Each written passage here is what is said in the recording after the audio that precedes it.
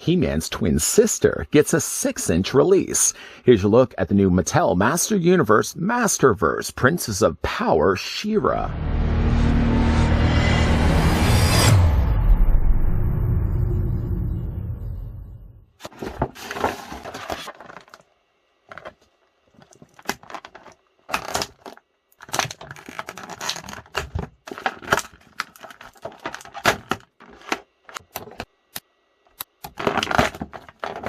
When Adora raises the sword of protection above her head and cries for the honor of Grayskull, she transforms into She-Ra, Princess of Power and leader of Etheria's Great Rebellion. Okay, so maybe she's not super new. I'm sure many of you could go to your local Target stores and find an entire rack full of She-Ras that aren't selling. Unfortunately for this guy, I wasn't able to find her in the wild, so eventually I had to order this one online. It seemed to take forever. The places I normally would have to go and pick up my, Master Universe figures online. I had this one on pre-order last year, and then the pre-order got pushed ahead, and to make a long story short, I finally got the chance to pick this one up. And for the most part, she's okay. We're going to talk about some of the problems I have with her. Stay tuned for that. In the meantime, though, She-Ra stands about 6¼ inches in height, or the figure's about 15.5 centimeters tall. I should really get a cough drop for that. In the meantime, though, here's a couple of comparisons for you guys to digest. Here's what She-Ra looks like with the Revelations He-Man. I didn't want to bring the 40th anniversary He-Man because I don't think it really blends well with the She-Ra. I think these two figures work a little bit better despite He-Man having such a horrendous spray tan on all over his body. Here's what the figure also looks like recently with the Masterverse Hordak. And of course, obviously, if I'm going to be looking at She-Ra, I'm going to want to bring in Hordak for comparisons. Still like Hordak. Not super crazy with She-Ra. And here's also what She-Ra looks like. I didn't actually bring her in with the headpiece, but here's also what she looks like with the Master Universe Origins She-Ra, a figure we looked at a while ago.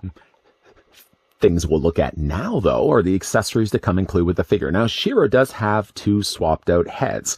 The one that you're looking at right now on her neck is the defaulted head. The one I did want to start the review with, and not likely the way I'm going to be displaying the figure, sort of a battle-ready She-Ra. We'll look at it in a moment. The figure in the meantime, though, comes included with a shield. The shield has been decked out nicely here in silver. I would imagine the silver has likely been painted and rather not just molded in that color. You can also see as well that they've used a translucent blue. Sandwiching the top and the bottom and also the stone in the middle is that translucent blue. You probably could run yourself a light source straight through that and illuminate that in bright. In fact, actually, let's just grab myself a flashlight. I don't know why I would just be talking about that. You guys would obviously want to see it, and it doesn't do the best job. This is a black light, mind you.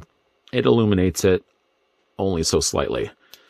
Boy, that was a bit of a disappointment. Anyway, so you can take the shield and you can fit it in She-Ra's stock hand without actually even swapping out anything. Simply slide the hand in and it latches so securely in place to the shield, you would ask yourself, why am I even going to replace out the hand? Why am I even going to replace out the hand? I'm not going to replace out the hand. The figure also comes included with her sword. The sword looks really nice. The Sword of Protection, of course, pretty much just the same power sword as before, but it does have the little stone there in the middle that matches that of the shield. It's a nice looking sword. There isn't a place on the figure's body. I mean, obviously her hair, her locks would be so long anyways, there really wouldn't be a place to holster said sword. I suppose you could probably just tuck it underneath her hair, but that's being lazy. In the meantime, though, what we can actually do is more successfully slot that into her hand, and then she holds herself the Sword of Protection. And again, like it looks great. I mean, the accessories look good. The biggest thing I have issue-wise with She-Ra is more her face. We'll get more into that in a moment. In the meantime, though, the figure also comes included with a punching hand for punching Hordak, and she also comes with another gripping hand. Still, though, I don't know why I'm going to ever really remove this hand and replace it with a gripping hand. This would be so much harder to clip onto the shield. You saw how easy it was for me to do it with the existing hand. I'm going to leave it as is. I'm not going to touch it. What I am, though, going to touch, though, is, and that sounds dirty, we're going to go ahead and remove the accessories from She-Ra right now. The other thing that figure comes included with as well is a swapped out cape. The cape in this case actually comes included with a shoulder armor piece that actually sits on top of She-Ra's torso. Of course, to accomplish this, you're going to want to pop the head off, possibly either replace it with this head, or you could really keep the existing head in place. But I think if I would rather use this part of this extra thing to display with She-Ra, I think I would then go all out and actually display her with the armored face. Not that her face is made of armor, but the fact that she actually does have the now headpiece over top of her eyes. It looks good as a female warrior, but it's not something I think of right away when I think of She-Ra. But if that's the look that you want to certainly go with, simply just then pop the head off the torso. We're going to come back to this head in a moment. Pop that right off. And again, like, you can either keep this existing cape, which has a very, very thin bit of plastic that actually just keeps the loop together. And then you can either then go ahead and attach the battle armor head. I don't know why I'm calling it the battle armor head. Or, again, what you can also do, too, is you can then take the cape off completely and replace it rather instead with this, which is what I ended up doing at the beginning of the review. Go ahead then and clip on the head. Just attach it onto the ball joint. There we go. And then you've got yourself, like, battle-ready She-Ra. Name pending. Just to show you the difference between the two. I mean, again, for those more classically tuned to liking She-Ra, this probably be the closer head sculpt I think would want to be displayed with. But again, I like the idea that they would have included this head. I think, honestly, I would have just used the plastic for something else, honestly, instead of this. But I guess if you wanted to get another She-Ra, you could have two then displayed on the shelf. I'm more inclined, I think, to display her like this. While I actually do have this head in place, there's one thing I did want to mention is the mouth on this one. What's going on with the mouth? First of all, it looks like it's leaving her face. It's too far to the edge of her chin. This head sculpt, if I could only have Frankensteined this, taken this lower half of her face, taken this top half of her face, and somehow mixed the two together, I think we would have a better looking head sculpt. Still, we get this head. And let's go ahead. We're just going to pop this all off. All the work that we did to do this. Pop that all off. Put the cape back on. Again, very, very flimsy little bit of ring plastic there. And then we can go ahead and just pop the existing or the default head back into place. And that's what She-Ra looks like. So again, like, my biggest issue is not necessarily the eyes. It's not at all the nose. Really, my biggest issue is the mouth. Because if I was to cover this with my finger, I assure you I've washed my hands, that I would think that that's not a bad-looking She-Ra at all until then you look at her mouth. What is going on with her mouth? First of all, it looks like she smelt something strange. Then also the fact that the mouth is so close to the end of the chin like this, it looks like there's not enough chin for what's occupying her face. Some would say that's a weak chin. I've heard people say that, not to me necessarily, but I've had people finger point and say, hey, that person over there has got a really weak chin. And I look over. Yeah, they're actually right. The person did have a pretty weak chin. But She-Ra has what I could describe best as saying a very weak chin. All of the rest of the face is fine. It's just really the mouth so close to the bottom of the face like this. I would have rather instead had the face either longer, or I wouldn't even say shorten the nose, because then the nose would look too short. But if the mouth was only just higher, and I know that would make no sense because it'd be so close in quarters to the nose. It would make no sense whatsoever. I don't mind the face except for the mouth. If they had changed it, or at least at the very least, had it closer to, say, like this, for example, this part of the mouth, I think would have made a better looking She-Ra. I don't know why they had to give her even open mouth like this, because it even draws more attention to the fact that the mouth looks off, even from the side. Normally I could say, if you looked at it from the side, it's not so bad. But even from the side, you know that something ain't right. The rest of the head looks good. I like the coloring that they did put to the eyes there. It looks like she also has a little bit of eyeshadow there just before we get to the eyebrows. Nice panel-lined eyebrows. Again, I love the way that they've sculpted, and I'm guessing they probably used the plastic to get the gold here. The actual headdress that she has does also look nice as well. And the hair, I think, is equally handled well. It's not quite the same hair. It looks like it's a little bit longer, and it looks like it's also a little bit more orange in there as well. But it looks like it's very similar of a mold. For the rest of the body isn't so bad either. I do feel like the torso is kind of really close together, like not enough of her mid area is actually long enough. It kind of looks like this top of her body has sort of just all been compacted down, but she still has the stone that's sort of making up the middle area of her dress. The dress itself is actually made of more of a softer plastic, so I'm glad to see that they did do that instead of actually using a real material.